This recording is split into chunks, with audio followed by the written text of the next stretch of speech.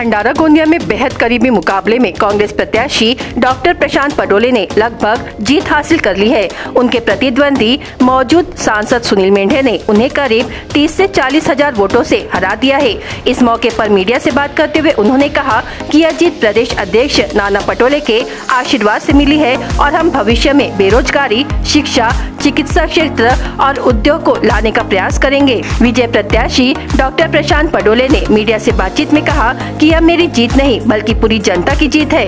इथं भंडारा आणि गोंदिया जिल्ह्याचा विषय तर आहेच, पण पूर्ण देशाचा सुद्धा विषय आहे, या धरतीचा सुद्धा विषय आहे। आपल्याला माहीतच असेल ग्लोबल वॉर्मिंग वाढतच आहे। माझा विजन मी एकदा आपल्या सगळ्यांना सांगितलं आहे का इन्सानलाच दिमाग आहे आणि एक माणूसच पूर्ण धरतीचा भला करू शकतो। आपल्याला पाहिजे की पाणी हा जीवन आहे आणि पाणी नाहीसा झाला तर या धरतीवरचा जीवन पण चालेल। आपण या आपसामध्ये जातीपातीमध्ये न लढता आपण एकजुटीने मानवतासाठी काम करायला पाहिजे आणि ते आपण करूनच ज्या बेसिक गोष्टी लागतात आहेत प्रत्येक माणसाला, बेरोजगारी आहे, शेतकऱ्यांचे प्रश्न आहेत, विजेचे प्रश्न आहेत, ऊर्जेचे प्रश्न आहेत, हे आपण सॉल्व करण्याचा इमानदारीने प्रयत्न करू हा आपल्या सगळ्यांना वचन देतो। विरुद्ध जनतेचा जो कौल दिलेला आहे आणि इथं महाविकास आघाडीची तसेच इंडिया सरकारची स्थापना या 4 तारखेला होणार आहे।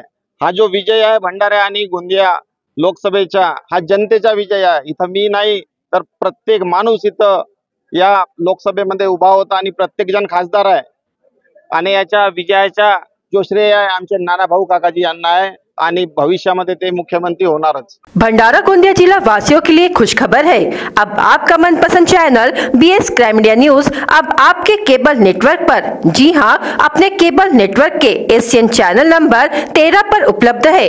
BS क्राइम इंडिया न्यूज पर खेल, राजनीति, क्राइम, साहित्य व अन्य खबरें प्रकाशित की जाती है। हमारे साथ जुड़ने के लिए तथा हमारे चैनल में खबरें, विज्ञापन आदि के लिए संपर्क करें 8669151757 पर।